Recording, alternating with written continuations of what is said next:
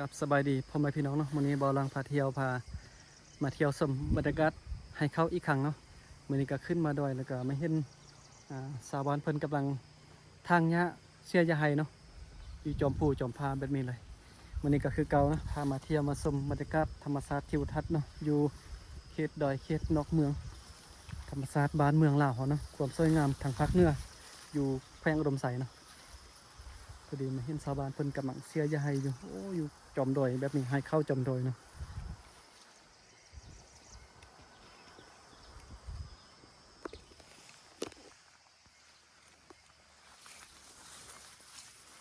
คือเบิ่งวิธีการเสียยาไฮก่อน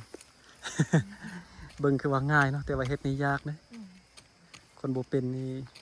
ดีบ่ดีนี่เพิ่อไปตัดต้นข้าว ตัดต้นข้าวในบ่ได้เด้เนาะจักโมงกลับบ้านเนี่ย 5 โมง 5 โมงตื่น2 ชั่วโมงกลับบ้านแล้วเนาะเที่ยงทางยาเนาะเบิ่งลูกสาวกับลูกชายก็นั่งอยู่อันเที่ยงให้เพิ่นท่าแม่โอ้แดดร้อนเนาะบ่ได้เอาหมวกมามื้อนี้โอ้ยางไปละลายยังลำบากเลย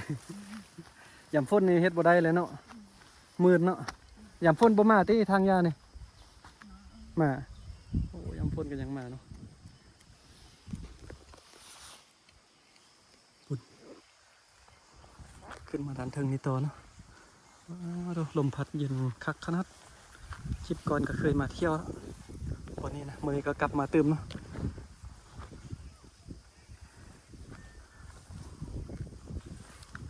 หมู่บ้านอยู่จอมดอยพุ่นหมู่บ้านนะโอ้งามขนาดทิวทัศน์ธรรมชาติสวยงามเนาะไปที่มักเที่ยวธรรมชาติก็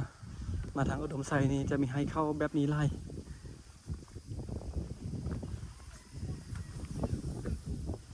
ลมพัดเย็นสบายเนาะเย็นสบายสาวไฮบอลังก็จะพา FC ทุกคนเนาะที่ติดตามซองบอลังพาเที่ยวไปท่องเที่ยวตลอดนะบ่ว่าจะเที่ยวในเมืองหรือว่าเที่ยวอยู่ดอยธรรมชาติอยู่ดอยหรือว่าวิถีชีวิตชาวบ้านหรือว่าสถานที่ท่องเที่ยวต่างๆในเมืองเนาะถ้าว่ามีโอกาสได้ไปก็จะเก็บภาพบรรยากาศเนาะให้เบิ่งให้ชมนำกันเที่ยวทั่วประเทศลาวเนาะแต่ว่าช่วงนี้อย่างเที่ยวตามงบประมาณก่อนอย่างเป็นซองน้อยๆเนาะผู้ที่ตามบ่หลายก็เลยว่าเที่ยวไกลๆก่อนเที่ยวดอยก่อนเนาะเที่ยวธรรมชาติก่อนโอ้มาเห็นดอยมาเห็นดอย มาเห็นเที่ยงไฮเที่ยงนี้งามขนาดเป็นเที่ยงไฮที่มนๆนะข้าเจ้าแตงนะงามขนาดเดี๋ยวจะพาไปเบิ้งรีวิวให้เบิ้งนิดนึงเนาะ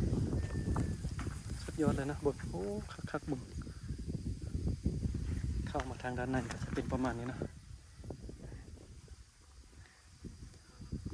บัวยานเวลาฝนตกเนี่ยนอนสบายน้ำบุษะเข้าน้ำฝนนะ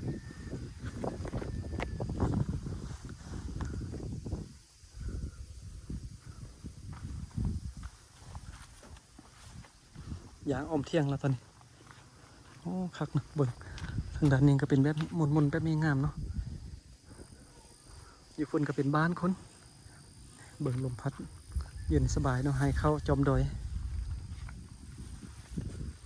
ภาพบรรยากาศที่สวยงามแล้วก็หาเบิ่งได้ยากเนาะให้เข้าเนี่ย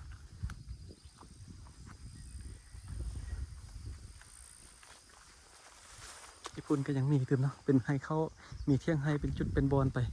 อยู่ตามป่าดงแบบนี้เนาะตามภูผาป่าไม้โอ้ธรรมศาสตร์บ้านเมืองเราสวยงามขนาด